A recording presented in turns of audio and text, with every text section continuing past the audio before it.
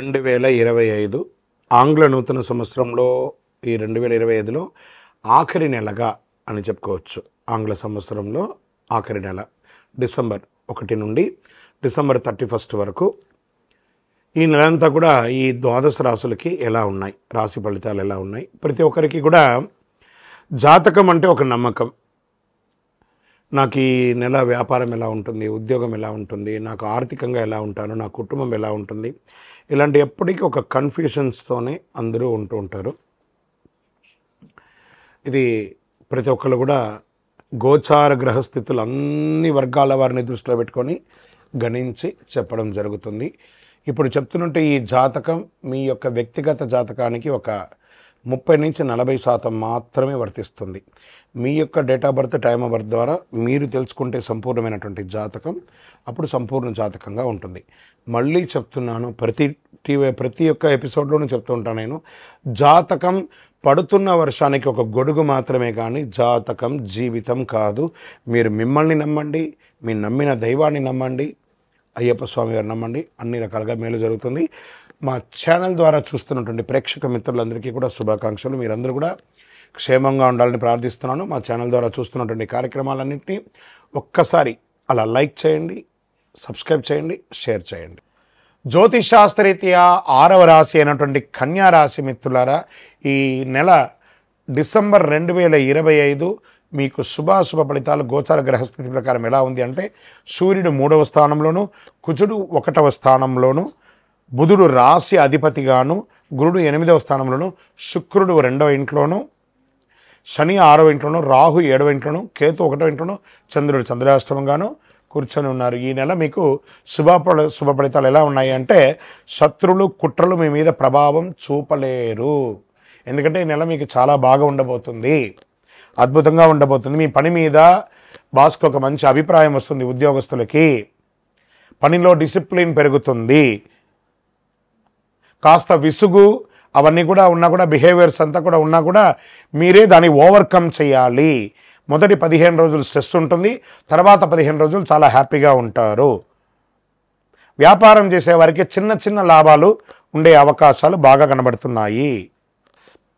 పార్ట్నర్షిప్లో మాటలు పట్టింపులు అవన్నీ కూడా వస్తున్నాయి. అన్నెసరీగా ఉన్నటువంటి వాగ్వివాదాలకి దూరంగా ఉండండి.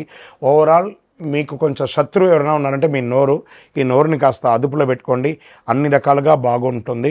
ట్రాన్స్పోర్ట్స్, సప్లైస్ వీళ్ళకందరికీ కూడా ఈ నెల చాలా బాగా ఉంటుంది. చిన్న చిన్న ఆదాయం పెరుగుతుంది, గ్రాస్ సపోర్ట్ పెరుగుతుంది, ఖర్చులు ఇన్కమ్ కంటే ఎక్కువ ఉండే అవకాశాలు ఉన్నాయి. ఆర్థికంగా కాస్త ఫ్యామిలీ ఖర్చులు లేకపోతే లోన్ ఖర్చులు ఇవన్నీ కూడా పెరిగే అవకాశం ఉన్నాయి. వెహికల్, హౌస్ రిపేర్స్ ఖర్చులు కూడా పెరిగే అవకాశం ఉన్నాయి, జాగ్రత్త పడండి. రియల్ ఎస్టేట్ వారికి కొంచెం మిశ్రమంగా ఉందని చెప్పచ్చు. ఇక ఇంటిని వాస్తుపరంగా చేసుకోవడం, హౌస్ రిపేర్ చేసుకోవడం లేదా ప్లంబింగ్ చేసుకోవడం ఇవన్నీ కూడా కొంచెం ఉన్నాయి, జాగ్రత్త.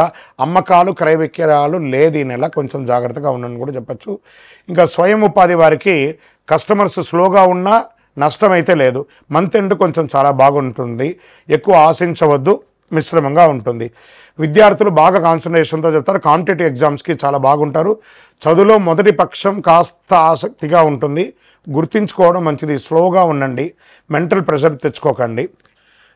విదేశీయ విద్య కోసం వెళ్ళే వాళ్ళకి మంచి అవకాశం.